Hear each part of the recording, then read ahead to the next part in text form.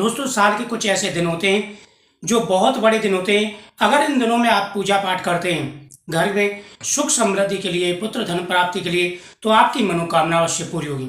आप सभी जानते हैं कार्तिक पूर्णमासी को कितना बड़ा महत्व होता है। देवताओं की दीपावली मनाई जाती है। सारे देवता पृथ्वी पर रहते हैं और सभी की मनोकामना पूरी करते हैं। कार्तिक मास का शास्त्रों में बड़ा महत्व कहा गया है। भगवान कृष्ण का यह प्रिय महीना है। कार्तिक मास के प्रतिदिन कथाओं का श्रवण करना, कार्तिक मास में तुलसी माता की, माता लक्ष्मी की पूजा करना, पीपल वृक्ष के नीचे दीपक जलाना, भगवान शिव और भगवान कृष्ण की पूजा करना, इन सभी पूजाओं से हमारी प्रत्येक मनोकामना पूरी हो जाती है। जाने अनजाने में जो भी पाप हो जाते हैं वो दूर होते हैं और साथ ही घर में सुख और समृद्धि आती है। अक्सर बहुत से घर ऐसे आपने देखे होंगे, पैसा तो अच्छा कमाते हैं लेकिन घर में शांति नहीं होती। जिस घर में शांति ना हो उस घर में कई प्रकार की मुसीबतें आना शुरू हो जाती हैं। व्यक्ति का कार्य में मन नहीं लगता है, पैसा आता है वो बर्बाद हो जाता है, घर में सुबह से कलेश शुरू हो जाता है, शाम निकल जाती है। कई ऐसे अनेकों कारण होते हैं जिससे वो कार्य घर में दोष बढ़ते ही चले जाते हैं। अगर हम शुभ दिनों में भगवान की पूजा पाठ करें, नियमित रूप से कोई नियम घर में बना लें, तो घर में शांति रहती है और माता लक्ष्मी का वास रहता है। अब मैं आपको उपाय बता रहा हूँ, ध्यान से सुनना है।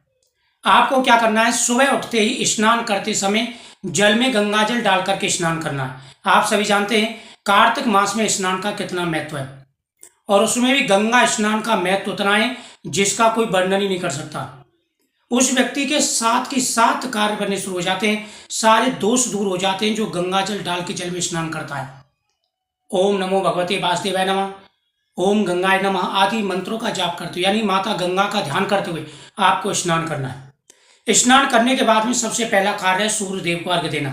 आपको सूर्यदेव को अर्घ्य देना है क्योंकि सूर्यदेव अगर शुभ स्थिति में हो तो हमारे ऊपर अगर शुभ दृष्टि बनाए, ग्रहण के राजा भी कहे जाते हैं, बिजनेस अच्छा चलता है, साथ ही हमारे प्रत्येक कार्य बनने से शुरू हो जाते हैं, आत्मबल बढ़ता है, कार्य करने की क्षमता बढ़ती है, सरकारी नौकरी के योग बन जाते हैं, कई ऐसे कारण हैं, पुत्र प्राप्ति के योग बन जाते हैं। सूर्यदेव को अर्घ्य देने के बाद में फिर आपको लड्डू गोपाल जी को स्नान कराना है। भगवान कृष्ण की जो बाल रूप की मूर्ति होती है आप उनको स्नान कराएंगे।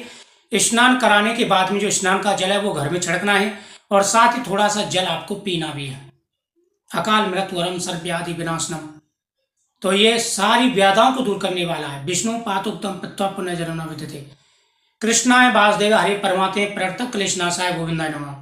भगवान कृष्ण के स्नान का जो जल है और भगवान शिव के अभिषेक का जो जल है, अगर दोनों को मिक्स कर दिया जाए, फिर उनके सामने महामृत्युंजय मंत्र या फिर कृष्णाय वासुदेवा हरे परमात्मे प्रणतक क्लेशनाशाय गोविंदाय नमः, इन मंत्रों का जाप किया जाए और वो जल पिया जाए तो व्यक्ति के सारे रोग दूर हो जाते हैं। बड़ा इसका महत्व है। भगवान को स्नान कराने के बाद, जब भगवान को आप स्नान करा लें उसके बाद में आपको भगवान को तुलसी पत्र अर्पण करने हैं, चंदन का टीका लगाएं, भगवान को नैवेद्य अर्पण करें। उसके बाद में जब आप भगवान को नैवेद्य अर्पण कर लें उसके बाद में आपको सत्यनारायण भगवान की कथा का श्रवण करना है।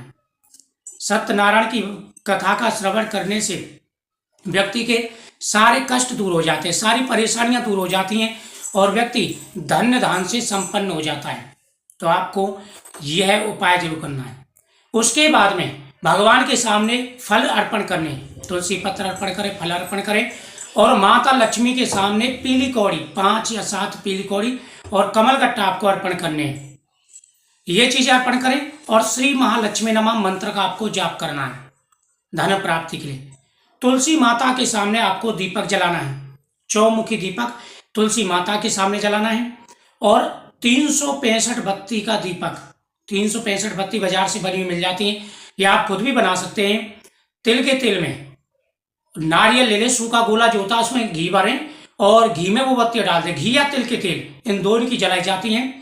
पीपल वृक्ष के नीचे आपको वो बत्ती जलानी है और आपको 108 परिक्रमा देनी है।